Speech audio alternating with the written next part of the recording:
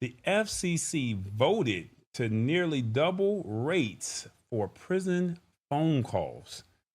If you know anybody that's in jail or in prison, things are about to get a little pricier.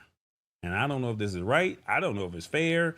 I don't know, but let's have this conversation. And like I said, please share the show with a couple of people so we know and we can have this conversation if you don't mind. They are saying that the FCC had a vote and they voted along party lines to hike the price caps on phone and video calls for people who are currently incarcerated. No game, no gimmick. The move effectively basically said that they're changing the previous regulations from 2024 that they had made. And they said that they were designed to slash those costs. But now they said, forget that. Those rates are going up and they're going up higher.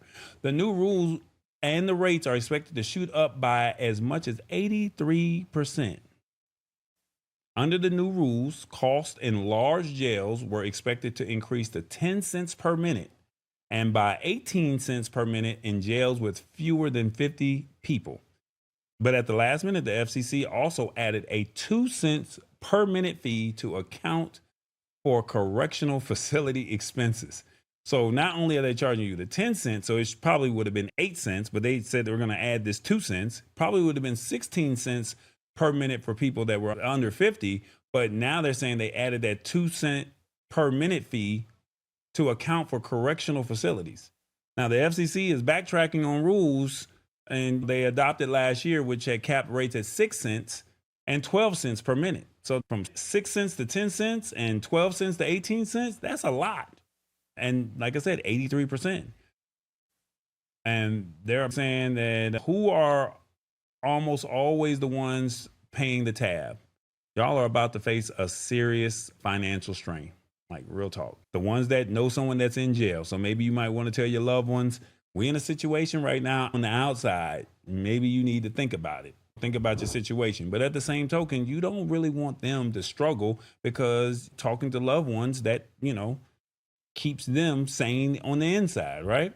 The official justification is that the regulators got to ensure fair compensation for the telecom service providers and cover all the facility security and operational expenses. But high key advocacy groups are calling the whole thing an egregious transfer of wealth from financially vulnerable families to greedy monopoly companies. And everyone is saying that it jeopardizes communication, which is proven to be a way to reduce recidivism. Now, why could this be beneficial? Basically, it's an investment stability and return. Many retirement investment portfolios held by older adults include shares in the large telecom companies that are sponsoring this. And basically, higher regulated price caps ensure greater financial stability and profitability for those providers, and potentially saying that it could help your pension and retirement fund substantially. They're saying that the new rate structure includes an additive fee to cover.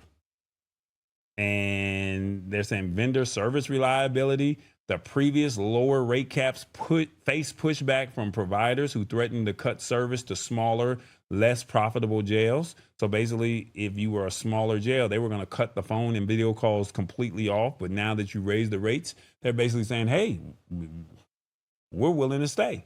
So was it a threat? An empty promise? We don't know. This could be a financial hardship.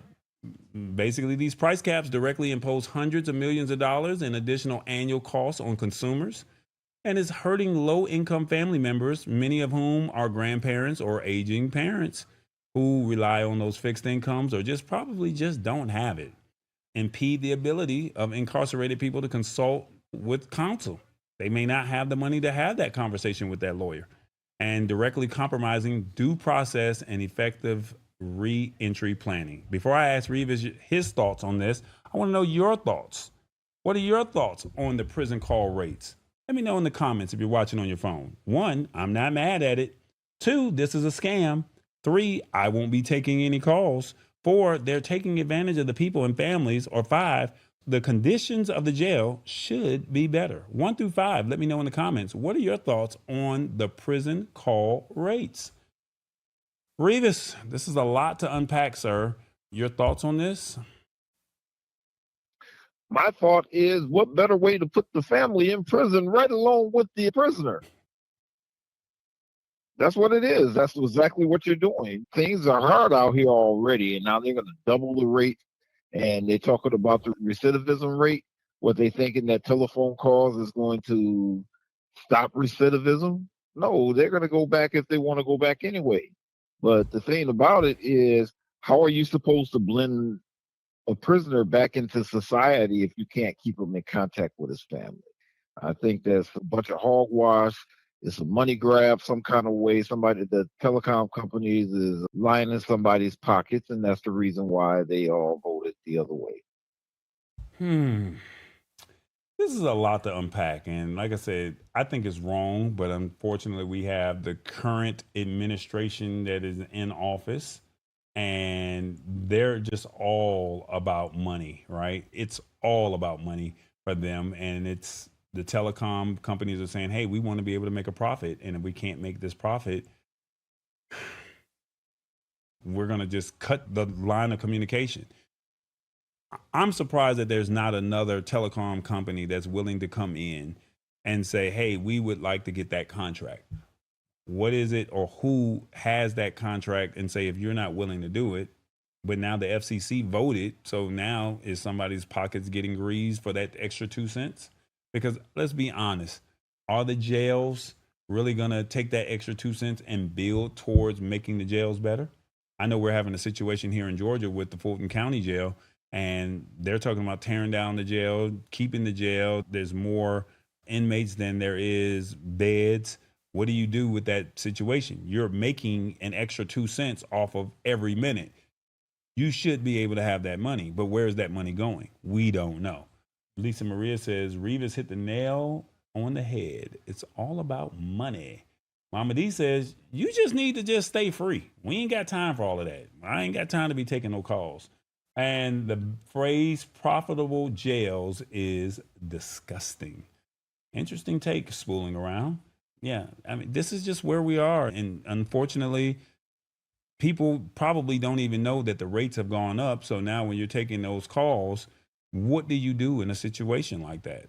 So you're going to get that bill and you're going to be like, hey, instead of that 20-minute call is now a 10-minute call because I'm not paying this extra rate. So we'll probably have to make it a little less time.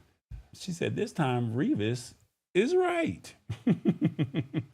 Okay, that's what's hit the spot. 1006 agrees with Rivas. That is a beautiful thing. Wow. Yes. Okay. All right. Well, look, please let your family, your friends know that jail calls have now gone up and they need to pay attention to what's going on. Let them know that the link to this article is in this show. Revert them back to the Lab Tech Show. Let them know that the article is in the description and they can read the article themselves so then they can inform other friends and family members. Let them know that. Maybe they're trying to increase the sales of stamps. Maybe, but they're already short-staffed in a lot of jails, right? I don't know.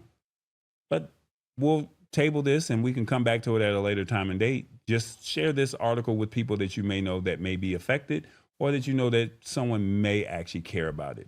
It's the Lab Tech Show. Join us Wednesdays at 8 p.m. Eastern at thelabtechshow.com. Embrace it or get left behind. Alrighty then.